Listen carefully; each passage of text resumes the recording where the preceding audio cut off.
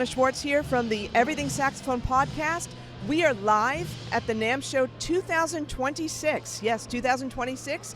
This is our first interview. I'm here with Jeremiah True from P. Mauriat. He's been an awesome guest with us in the past, and I'm so happy to have him here on the podcast again. Thanks so much for being here. Thanks for coming, Donna. Braving LA traffic, Anaheim traffic, all that fun stuff to get here. So I appreciate what you do. It was extra fun today, so that's all I'm going to say. It was extra fun. Not really. Yeah, exactly. All right, so we've got some new horns from P. Mauriat that we've got to talk about here. Look at that. And there they are. There they are. So if you recall, Donna, 3 years ago we introduced the 20th anniversary saxophones. Yes. And they did quite well. And you know, they were a great instrument, but you can only stamp 20th anniversary so many times on a bell of a saxophone for so many years past the 20th anniversary. So we wound up kind of phasing those out and discontinuing them. And then, of course, every time you discontinue something, that's when you all of a sudden have demand for it. At least that has been my experience. It's like, we're going to discontinue this, and then, you know, I get 10 inquiries saying, hey, can I get some more 20th anniversary saxophones? Okay. As a matter of fact, you can't. So what we did is the 20th anniversary was built on the classic P. Mauriat rolled tone hole chassis. So enlarged Germanic bore, Germanic bow, Germanic bell, rolled tone holes, very free-blowing instrument. That's what I was going to ask you. So for those people that, you know, don't know, and I'm just going to keep showing this for a second so people can see this close up. But, you know, for those people that don't know all the tech stuff, and they're just like, I just want to put my mouthpiece on and, you know, just blow. What do all these things mean? And so we just took that same kind of design and decided just to offer a black lacquered instrument as a standard production. So there are a few differences. It doesn't have the 20th anniversary engraving on the bell, still hand engraved, still by the same people, the same factory. You know, black nickel finish, gold wash keys. Some of the 20th anniversary keys were actually black lacquer with some engraving, and these are, you know, our standard gold lacquer.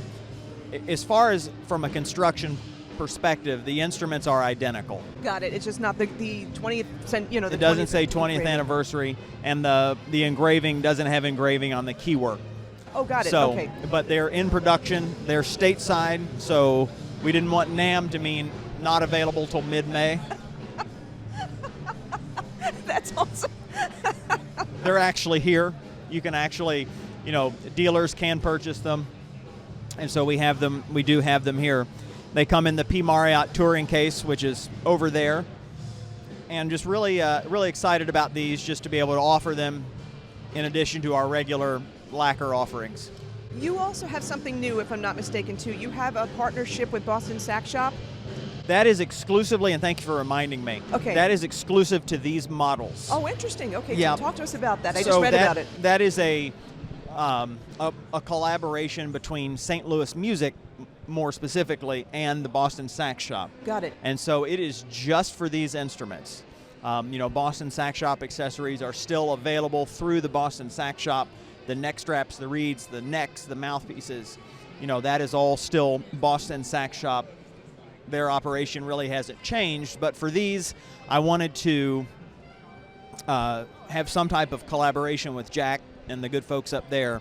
So for the 20th anniversary, these come with a Boston Sax Shop neck strap, a box of Boston Sax Shop reeds, oh, wow, okay, and a tube of Boston Sax Shop cork grease. Oh, cool. Okay. So it's, you know, the instrument is not, you know, it's not branded with Boston Sax Shop. It's still a P. Mauriat saxophone. Boston Sax Shop is still the Boston Sax Shop, but their products are fantastic. And this was a kind of a way for us to collaborate and kind of cross-pollinate and help one another. And so are you saying that anywhere that people buy this particular model of horns, Alto and Tenor, they'll have that collaboration, they'll have that opportunity? That's correct. Oh, that's great. Yep, those are actually, so that's kitted out in St. Louis. So the instruments come from Taiwan. Got it. They pass through our instrument shop, they get their setup, and then our warehouse crew puts, you know, the bag of Boston Sax Shop accessories right into the case, and that's how it arrives at the dealer. And people will be able to choose the type of the strength reed and... No, so it comes okay. with a standard size. That would have been That would have been a monumental task. Okay, harder. Yeah. Okay, so like when you say standard size, do you mean like a 2.5? It's a 2.5.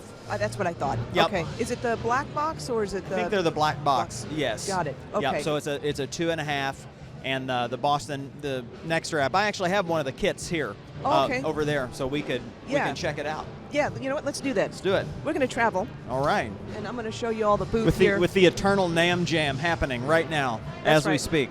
Every year, people don't realize this, but the booths change location, and so you're hoping that you're not near a booth where there's noise all the time or concerts all the time. So, okay, I'm going to angle this down. These cases are so amazing.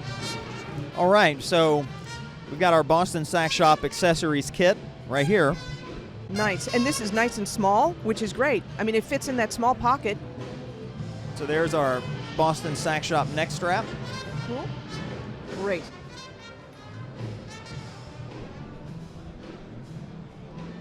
Yep, it's a black Full reed. box of the black box Boston Sax Shop reeds. And of course, Boston Sax Shop cork grease. Excellent. Yeah, like I was just saying, these, okay, so everybody look at these cases. I mean, they're perfect.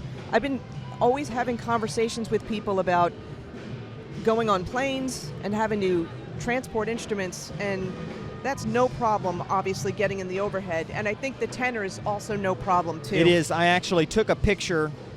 I hand carried this tenor, on a pretty small commuter jet, making a connection, and it fits right in the overhead bin, no problem. On a commuter jet. It was like a small one of those little tiny airplanes where it's one seat on one side and two on the other, and I Wow. just had a really short little connection. It goes right in. Okay, so like that's hard. Let me just say that for a second, because some of the major some of the major airlines, like I always fly JetBlue. I usually don't have a problem, but when you're on the smaller planes, there's less overhead space, and they're always pickier when it comes to this stuff. So that's great. And let me just lift this up for a second. And this is light. Okay, if I'm saying it's light, like if I can do this, Correct. this is light. And real actual backpack straps.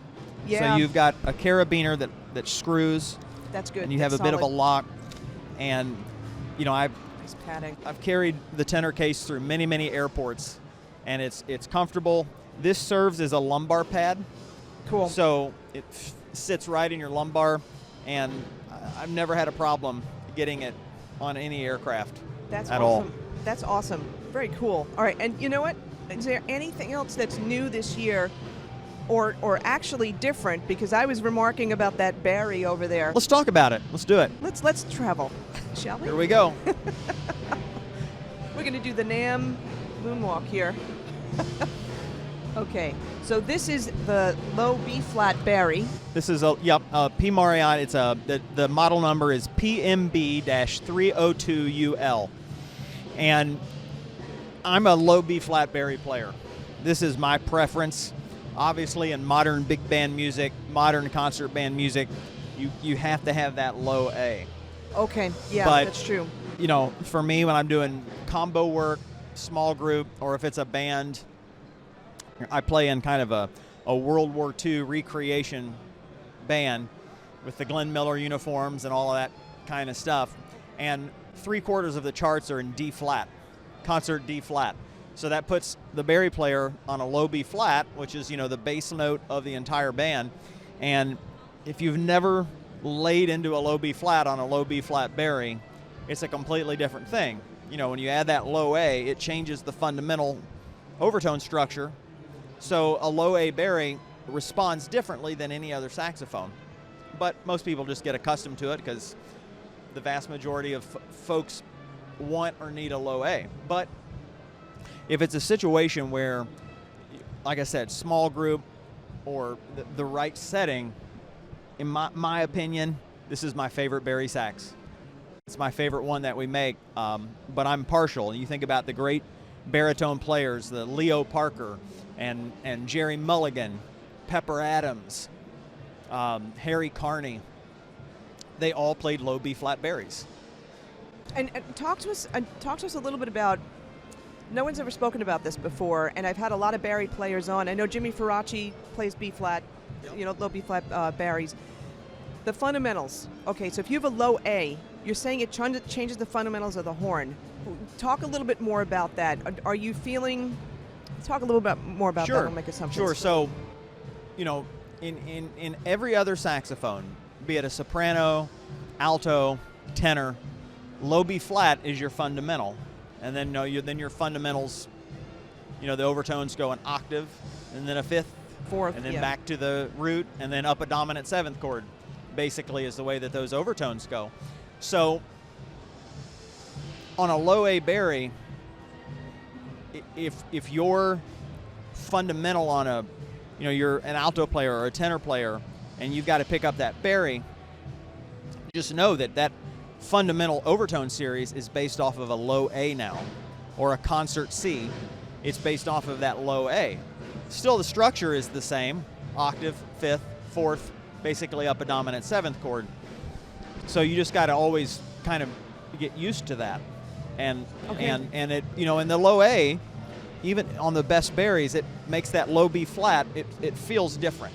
So when you go down to play a low B flat, it's going to feel different because you've got another 8 inches of brass that's changing it. So when I pick up a low B flat Bari, it locks right in, because it's that fundamental overtone series that I'm so used to on the other saxophones, that a low B flat Bari, and even the sound is completely different. That's what I was going to ask, because what I'm curious about, okay, if you've got, I don't play Bari sax, but I wish I did, but I'm just thinking if the fundamentals are, the basis of the fundamentals are changing to the low A, right? So I'm thinking, are there more intonation issues with the low A? Not necessarily. Not necessarily. Particularly on a modern construction low A Bari, and that's really any maker. There are so many fantastic saxophone manufacturers that make great low A baritones. In the early days, like when the low A thing was just starting, you had some even in the late 1950s, early 60s, experimenting, adding that low A.